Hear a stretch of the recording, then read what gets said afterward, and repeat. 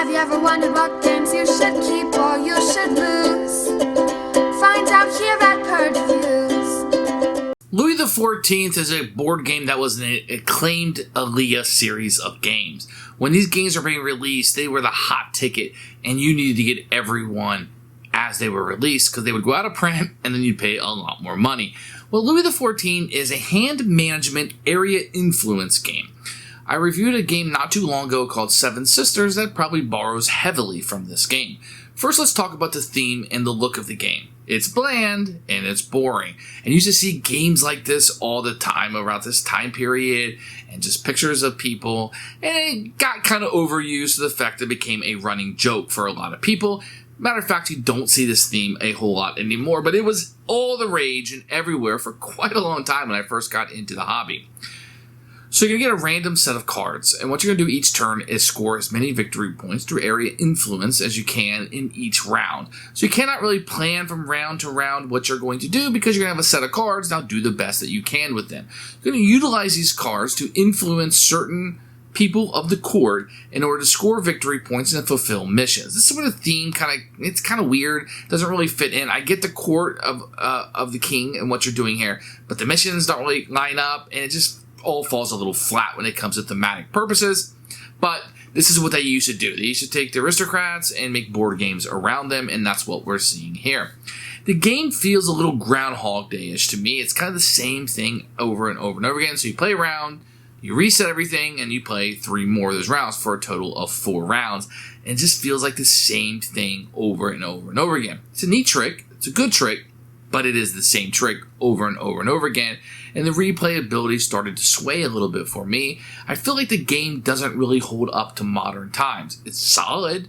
It's very good. I mean, it was all the rage when it was released. It was a top game of its type. I feel like things may have passed it by. The theme, the look of it. Maybe I'd like to see somebody take a second look at this and do a more modern take of it. It's a good game, but all those things together kept it on the shelf for us. It wasn't coming off enough. We were reaching for other hand management area influence games like Seven Sisters, like I named before. This is a better game than that one. It's just kind of almost shackled by the way it looks and the production of its time. I feel like that it needed a little more thematic purpose. The missions need a little bit more. But there are huge fans of this game. This is one of those big, solid games that just aged a little bit. You ever seen a movie from like the 80s maybe? It was your favorite back then. And you still have nostalgia for it. But you gotta admit, there's some plot holes. Maybe some things that you did in the 80s. The music may be aging a little bit, etc. And that's what we're going to find with Louis XIV. Very solid game. Even a good game. But it's hard for it to keep up. In modern times, I just find myself going other ways. Blood Rage is an example of a game that I'd rather play instead of this one. Unfortunately, that's going to make it a purge for me. It's kind of hard sometimes to have these solid games that are good. They're aging a little bit. Doesn't mean they're awful, but I can't keep everything. And unfortunately, this is one that's going to make the purge cut. Here's Louis XIV, part of the Alea series. It's number 1 in the mid-sized boxes, which means it's going to be a little bit of an older game you'll see here. We'll take a look at the rule book in a few minutes. You're going to get a first player marker that you'll pass around. You're going to get the king himself that will come out on the board. You're going to get these little influence markers that are wooden. They're okay, sign of their time. These little chips here with the coat of armors are kind of cheap by today's standard. They're okay. They've held up over the years. You're going to have these, which are paper thin. I mean, not paper thin, but they're thinner than what you're used to getting today. You're going to have some coins here. You're going to once again have one of these inserts that look custom, but not really for this game. You're going to have these kind of cards here with a lot of text. That would be your mission cards. And then you're going to have pictures of the different people, which is really nice because it tells you what you're going to get on the bottom of it. I think it's a nice little fixture in this game. This will be really the game board. So these little cards that'll go out, basically a sign of the time. You're going to have this kind of artwork that's, whatever. And then the icons here on the side. These are nice. Everything's fine for the game, and it works just great. Alea rulebooks are some of the best in the business. You're going to have your goal, your contents, not a lot of pictures of it, but it really wasn't a standard back then quite yet. A picture of setup over here with, you don't have the numbering system that you see nowadays, but for this time period, it's very good.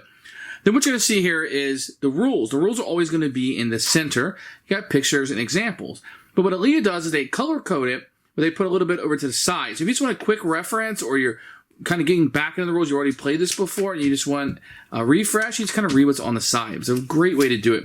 Then at the back of this, they're going to break down every single card and tile in the game and give you an overview of it. Some historical background on the characters in the game. Excellent, excellent rulebook. Alea, other than Queen Games, is the best in the business, and they nailed it again. I probably take maybe 15, 20 minutes to read through this. The text, the font is rather small, especially if you get the examples. For some reason, the font is even smaller. But for the time period, and even it holds up well and nice. It's important to note that there's 3 different types of missions. I'm putting this one in the center because they decide to use blue for all 3. The darker ones are harder, the lighter one is the easiest, and you have the middle here.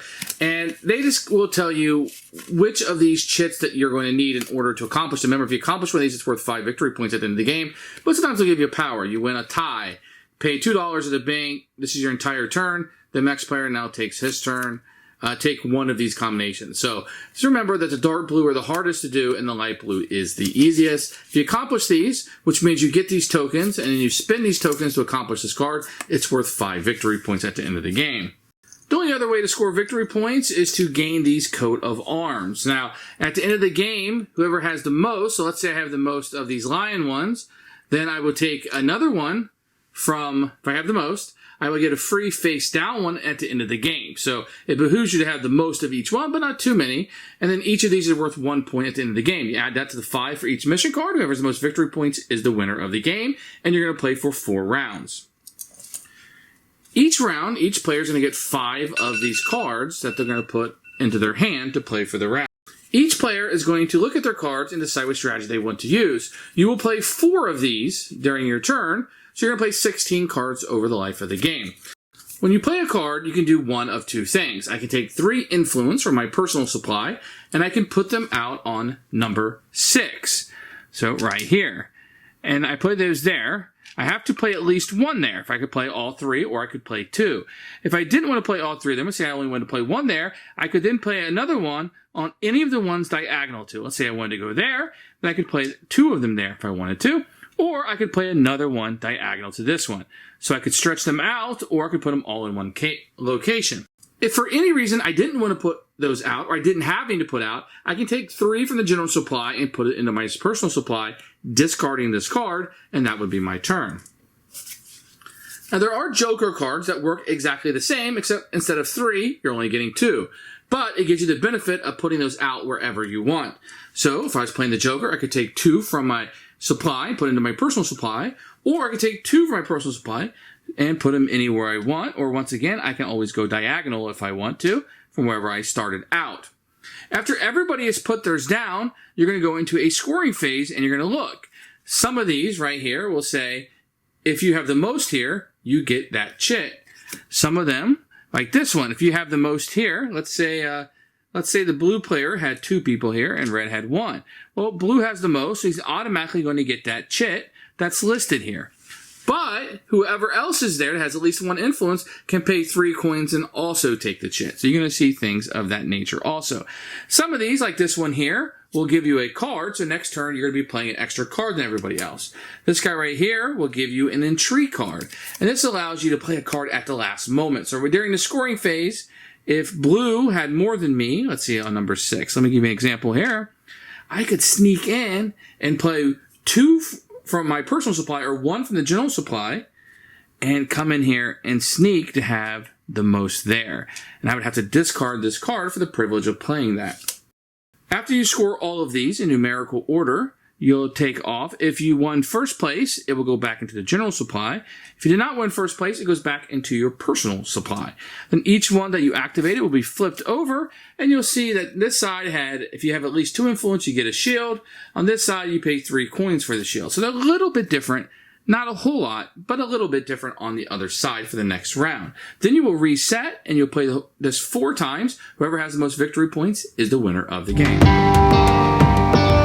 Who should buy this game? If you like area influence and hand management, you're liking a deck of cards or hand of cards when the round starts, and what can I do with this? How can I make this work for me?